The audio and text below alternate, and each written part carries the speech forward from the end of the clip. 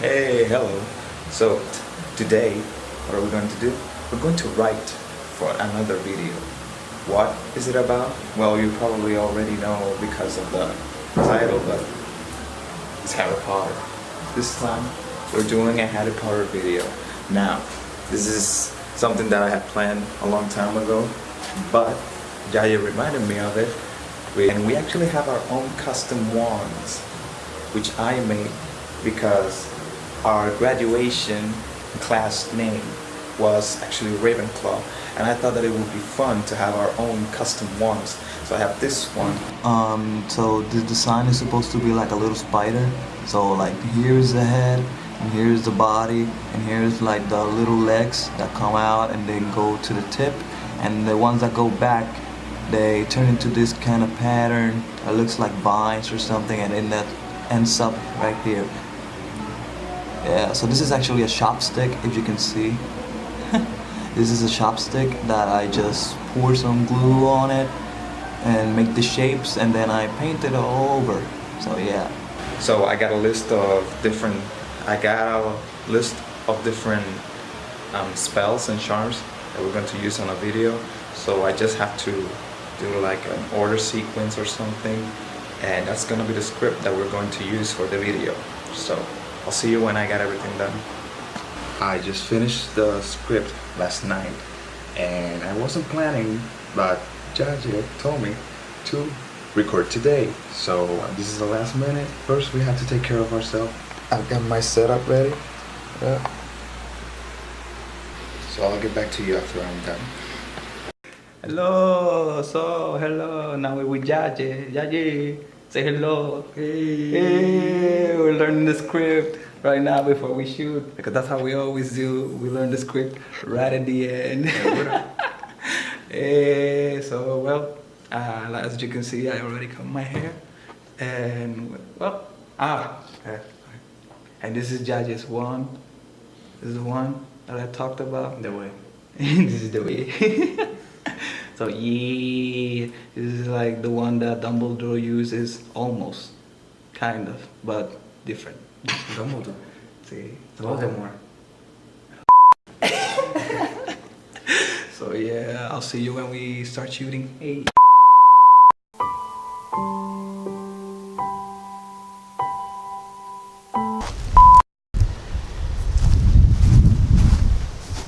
I'm a savage. Let's. Oh my god. Resurrecta! Whatever.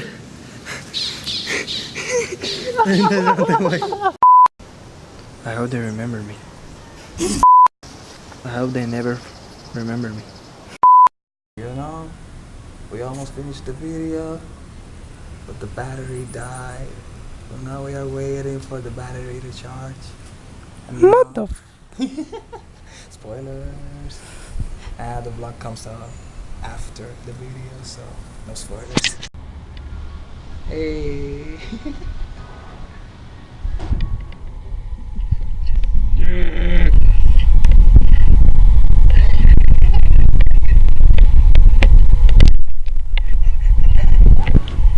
Already did that. Show the clip. Avada Kedavra!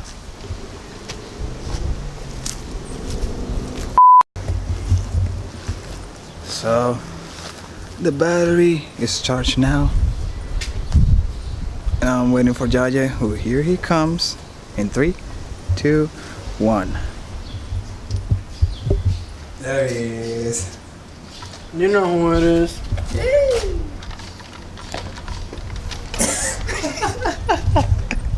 Yeah. Yeah. So here's the part where I'm going to break down some of the effects that I did. Before that, I wanted to talk about the competition that I mentioned on the last video about Film Riot. College didn't allow me to do it. I didn't have enough time to wrap up a video or something like that. I have an idea. I still need to write it. I'm still gonna try to do it someday, but I wasn't able to do it for the competition. So yeah, let's talk about the video and all the effects.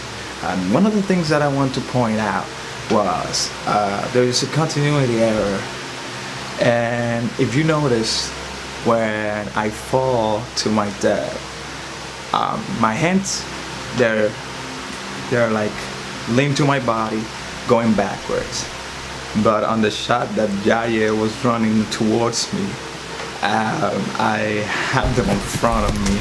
So yeah, I forgot that I placed my hands backwards, because the first time we tried it, I actually had my hands forward. So that's what happened there. Nobody has told me yet. I don't think anybody has picked up on that yet. Or maybe they did, but they didn't tell me. That's one of the things that frustrated me when I was editing. So yeah, let's talk about the effects. Expelliarmus.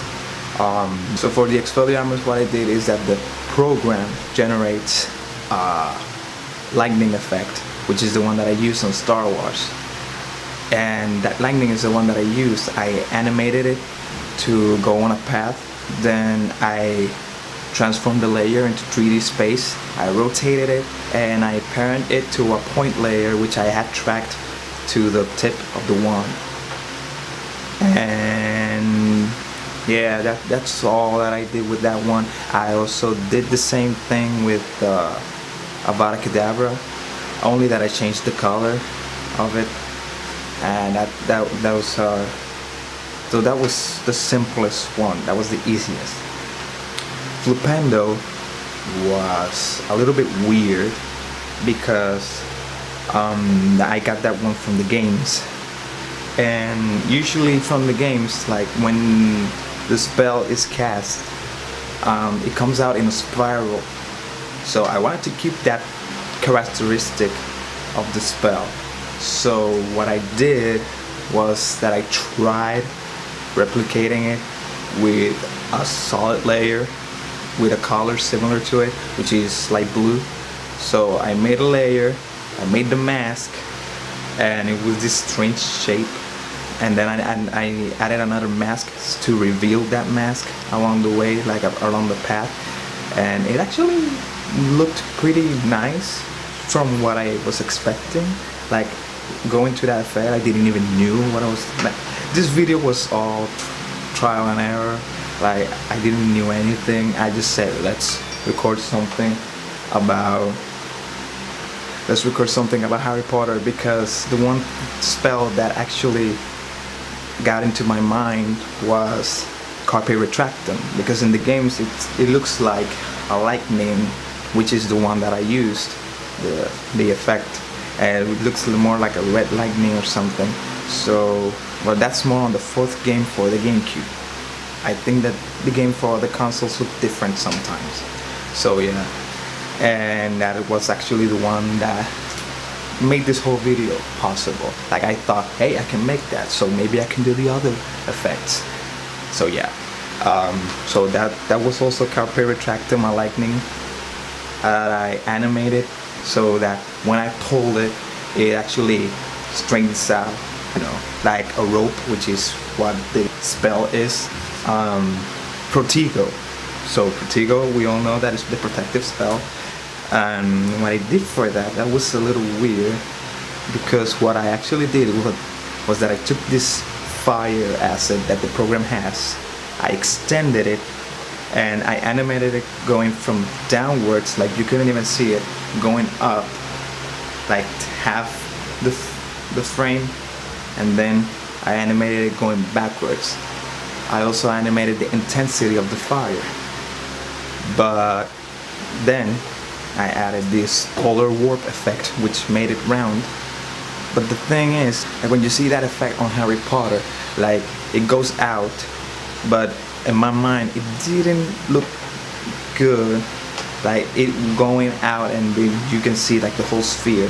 So what I did was I animated, well, I didn't animate, I made a mask that was a weird shape. Like, it was like really weird shape, like going things all around. Then I upped the feather, that way it will kind of look a little bit more natural when it went out, when it dispersed. Apparate. That one I actually saw the tutorial on Film Ride. They actually have a tutorial for that, which is the one that I used. when he disappeared, so when Yaya disappears in the video, that was, I think, was easier than making him appear, although I like the way that it looks when he appears much better. So yeah, what I did was I exported a frame, the last frame where Yaya was going to be doing like some stuff, where he was gonna start to disappearing. We shot a clean play for him disappearing. We forgot to shot a clean play for him when he appeared. So when he appeared, what I did was that I took a still frame from the frame before he was about to appear, and I actually went to Photoshop and tried to delete him out of the scene using some different parts of the picture, because at least the background, it was repeated.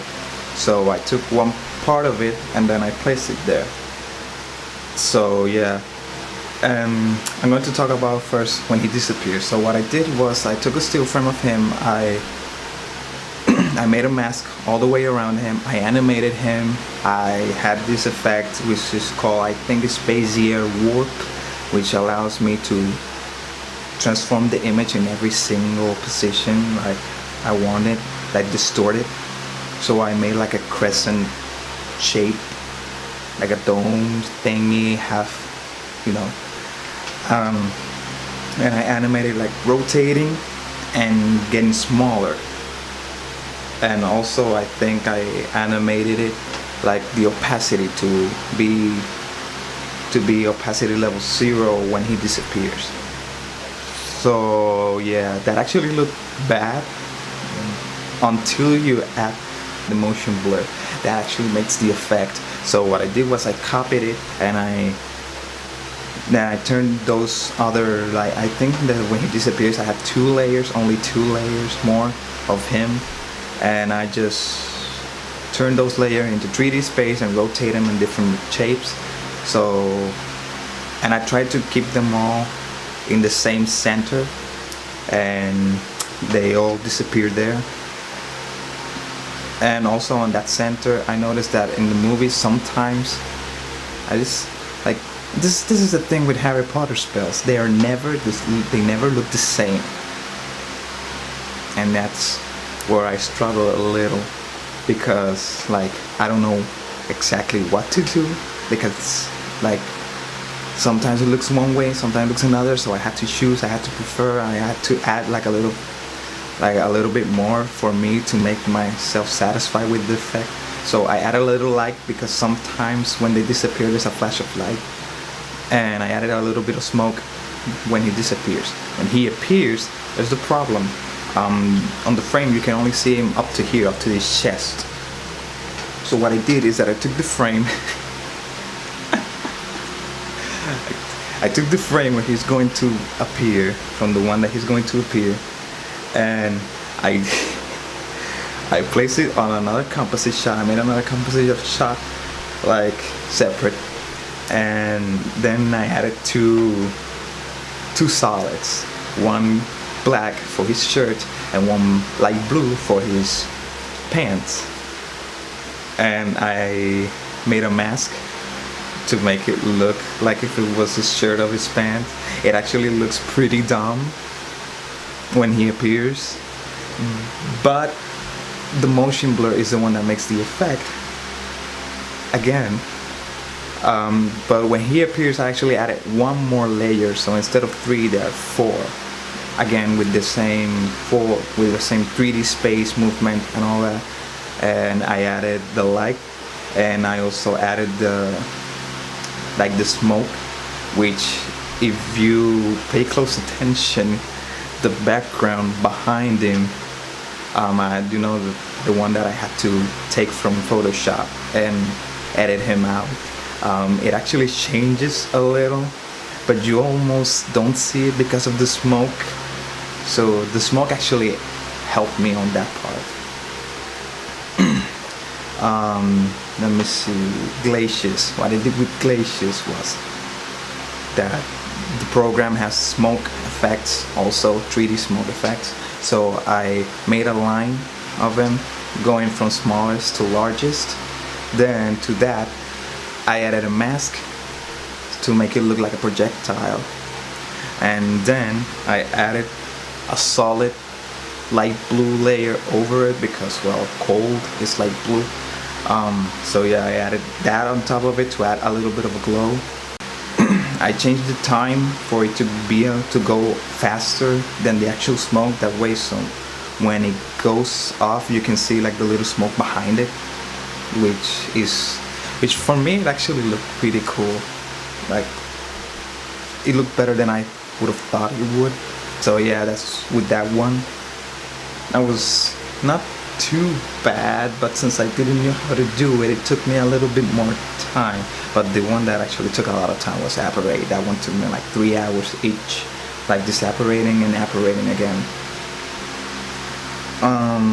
Let's talk about Incendio. Incendio was pretty easy. It was a fire acid, like the same one that I used for the shield, and I just animated like a projectile, and yeah, that was pretty easy. Like, I didn't actually enjoy making that one. Like, there wasn't like a lot of commitment with that one. So I guess that's everything. That's all the effects done. So yeah, that was An Average Wizards Duel, which, let's face it, it actually was. So it was actually fun to make. Like, if you kind of see the characters, like I try to play with them. Like, my character is a little bit too cocky, and that's what makes the other one get angry in the end. I think that I actually tried and kill him before he actually killed me.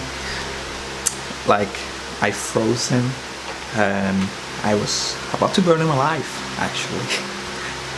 So yeah, that's why my character got what he got. So yeah, that has been everything for An Average Wizards Duel behind the scenes. If you haven't watched it, then I don't know what you're doing here. Go watch it. It's on my main channel. I'll link it down below. And while you're on there, subscribe also to this channel. And if you have any suggestions, put them down in the comments below. We'll be glad to read them. So yeah, hope to see you soon in the next video.